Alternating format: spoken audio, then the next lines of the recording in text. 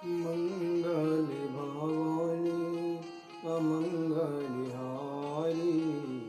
द्रव्योषधशेरति अजय बिहारी। सीताराम चरण रति मोरे अनुदिन बढ़ाऊं अनुग्रह तोरे। मित्रों, रावण कुंभकर्ण के पास जाता है और अनेकों उपाय करके उसे जगाने की कोशिश करता है। कुंभकर्ण उठ के बैठ जाता है। वह ऐसा दिखाई देता था मानो स्वयं काल ही शरीर धारण किए हुए बैठा हो। कुंभकर्ण ने रावण से कहा कि हे भाई, कहो तुम्हारे मुख क्यों सूख रहे हैं। तब उस अभिमानी रावण ने उसे जिस प्रकार से वह सीता को हर लाया था वह सारी कथा कह सुनाई और कहा कि हे तात, वानरों ने सब राक्षसों को मार डाला है, बड़े बड़े योद्धाओं का भी संहार कर दिया है। दुर्मुख देव शत्रु मनुष्य भक्षक भारी योद्धा अतिकाय और अकंपन तथा महोदर आदि सभी रणधीर मारे गए। रावण की बातें सुनकर कुंभकर्ण दुखी होकर बोला कि अरे मूर्ख, जगत जननी जाननी का हरण करने के बाद अब तू कल्याण चाहता है।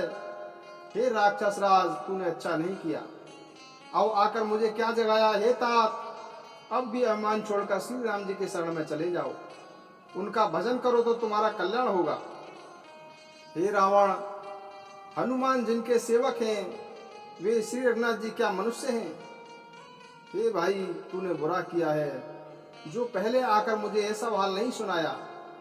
हे स्वामी, तुमने उस देवता का विरोध किया, शिव ब्रह्मा आदि देवता भी जिसके सेवक हैं। नारद मुनि ने मुझसे कहा था वे मैं तुमसे कहता, पर अब तो समय ही नहीं रहा।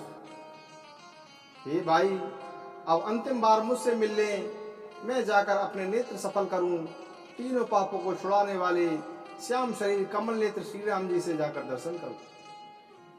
श्री रामचंद्र जी के रूप और गुणों का स्मरण करके वह एक क्षण के लिए प्रेम में मग्न हो गया।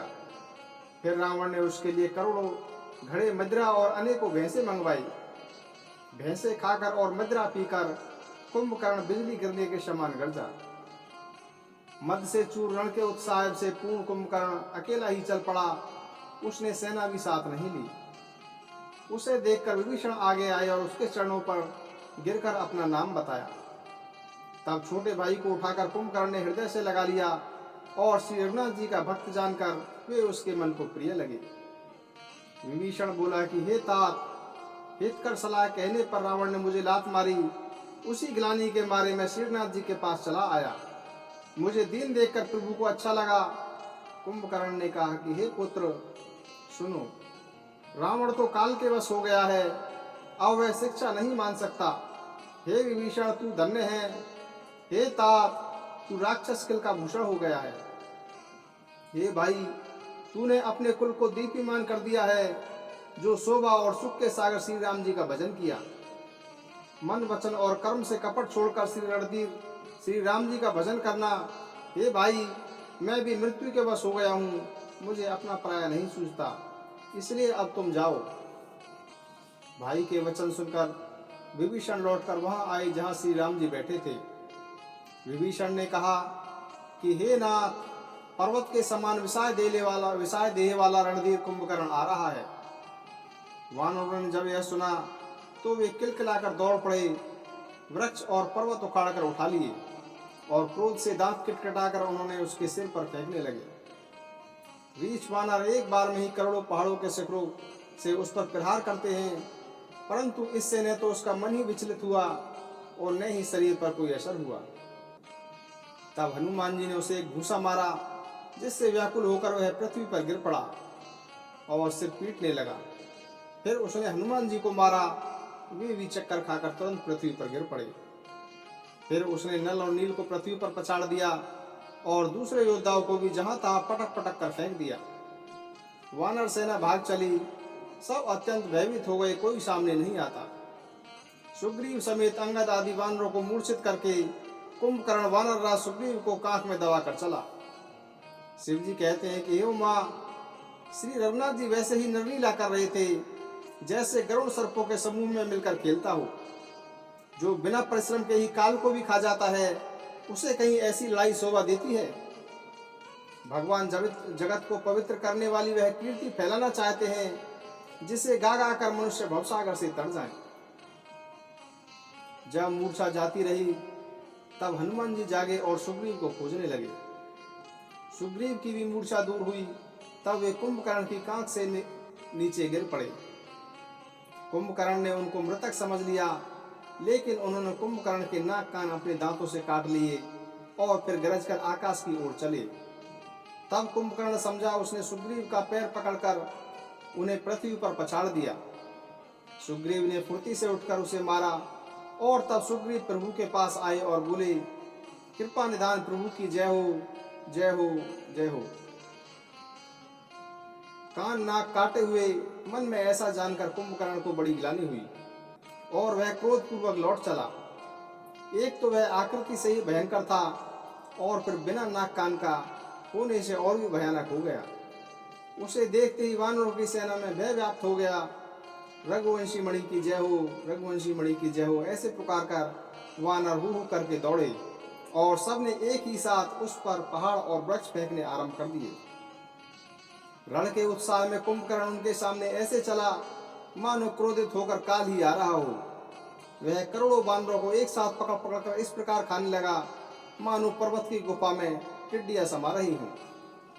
करोड़ों वानरों को पकड़ पकड़ उसने अपने शरीर से मसल डाला। करोड़ों को हाथों से मलकर पृथ्वी की धूल में मिला दिया। भालू और वानरों के समूह उसके मुख, नाक और कानों से निकल निकल कर भाग रहे थे। रण के मद कुंभकर्ण ने इस प्रकार अभिमान किया मानो विधाता ने उसको सारा विश्व अर्पण कर दिया हो और वह उसे खा जाएगा। सब योद्धा भाग खड़े हुए, वे लौटाई नहीं लौटते थे। आंखों से उन्हें दिखाई नहीं पड़ता था और पुकारने पर सुनते नहीं थे। कुंभकर्ण ने वानर सेना को तितर बितर कर दिया। यह सुनकर राक्षस सेना भी दौड़ी। श्री रामचंद्र जी ने देखा कि उनकी सेना व्याकुल थी और शत्रु की अनेक प्रकार से सेना आ पहुंची थी। तब कमल नयन श्री राम जी बोले कि हे सुग्रीव, हे विभीषण, हे लक्ष्मण, सुनो, तुम सेना को संभालना, मैं इस दुष्ट का बल और इसकी सेना को देखता हूँ। हाथ में धनुष और कमर में तरकस सजाकर श्री रघुनाथ जी शत्रु सेना को नष्ट करने चले। प्रभु ने पहले तो धनुष का टंकार किया, जिसकी भयानक आवाज सुनते ही शत्रु दल बहरा हो गया। फिर श्री राम जी ने 1,00,000 बाण छोड़े। वे ऐसे चले मानो पंख वाले काल सर्प जा रहे हों। जहां तहां अनेक बाण चले, जिनसे भयंकर राक्षस योद्धा कटने लगे।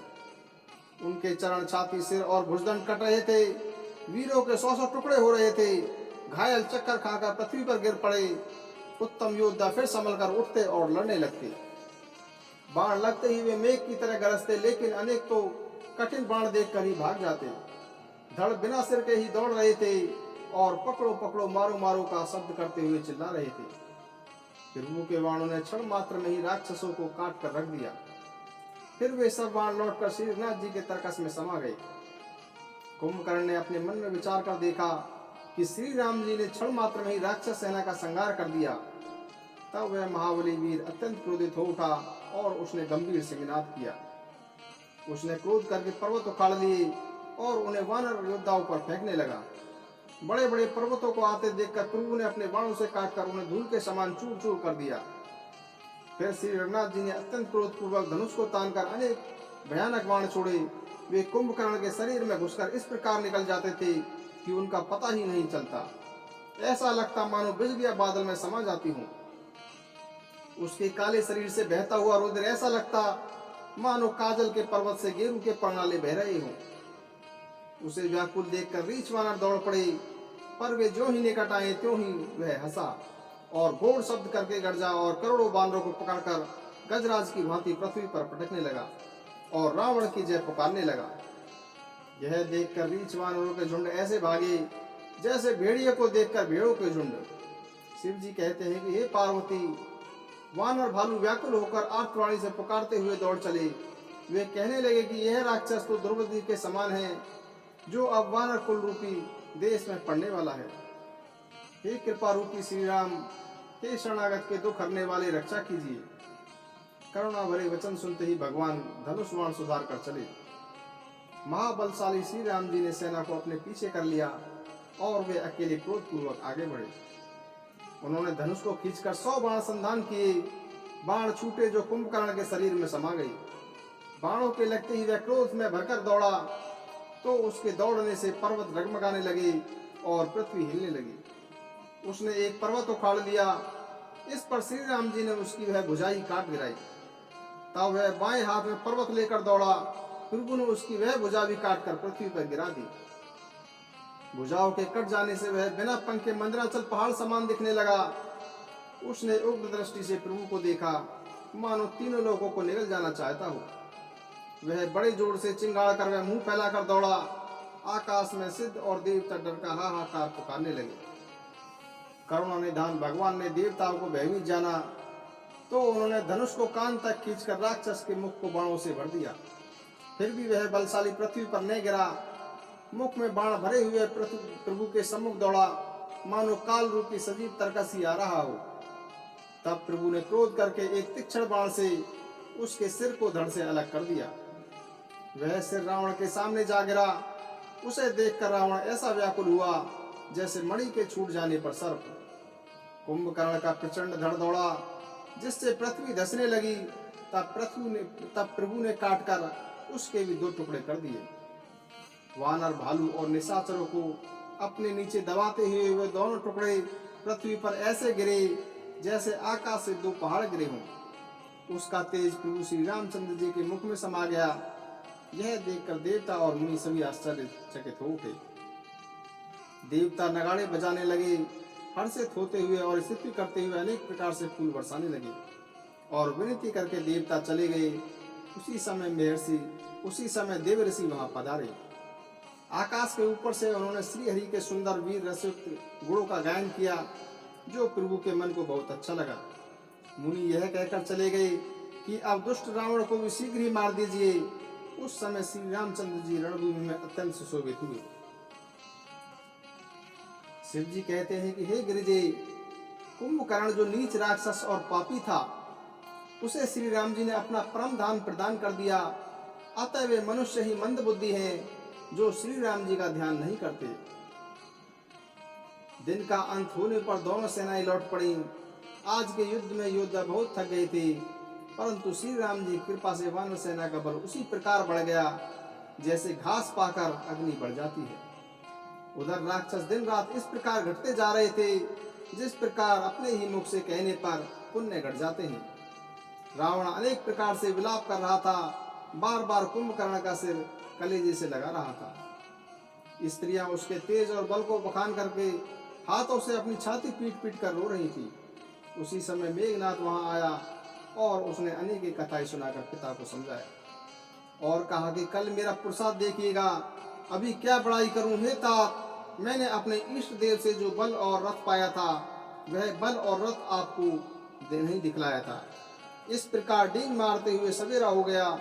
लंका के चारों दरबारों पर अनेक वानर आ डटे। उधर काल के समान वीर वानर भालू थे, उधर अत्यंत रणधीर राक्षस थे। मंगले भवन अमंगल हारी, द्रवहु सुदर्शे रति अजरे बिहारी। राम सिया राम जय जय राम। राम सिया राम जय जय राम। हरि अनंत हरि कथा अनंता, कहि सुनहि बहु वेद सवे संता। राम सिया राम जय जय राम। राम सिया राम जय जय राम। मित्रों,